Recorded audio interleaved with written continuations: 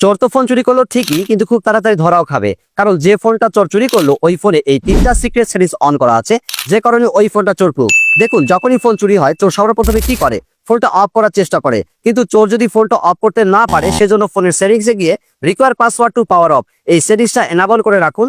তাহলে চোর যখনই আপনার ফোন অফ করতে যাবে আপনার ফোনের পাসওয়ার্ড চাইবে। চোর তো আর আপনার ফোনের পাসওয়ার্ড জানে না, তাই ফোন অফ করতেও পারবে না। এখন আপনারা ভাবতে পারেন চোর তো ফোনের এরোপ্লেন মোডও অন করে রাখতে পারে। আরে ভাই, সেটাও সে করতে পারবে না।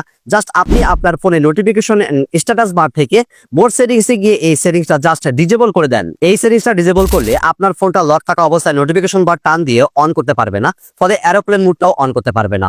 আবার চোর যদি ফোন থেকে সিম খুলেও ফেলে তবুও খুঁজে পাবে না। সেজন্য গুগলে গিয়ে ফাইন্ড মাই ডিভাইস থেকে ফাইন্ড ইউর অফলাইন ডিভাইসে গিয়ে জাস্ট এই সেটিংসটা অন করে রাখবেন। তাহলে সেটিংস এর পর আপনার ফোন অফলাইনে থাকলেও ফোনটা লোকেশন ট্র্যাক করা যাবে। তো সেটিংস তিনটা কেমন লাগলো কমেন্টে জানাবেন। আর খুব তাড়াতাড়ি এই সেটিংস গুলো আপনার ফোনে করে ফোনটাকে চোরপ্রুফ করে ফেলুন।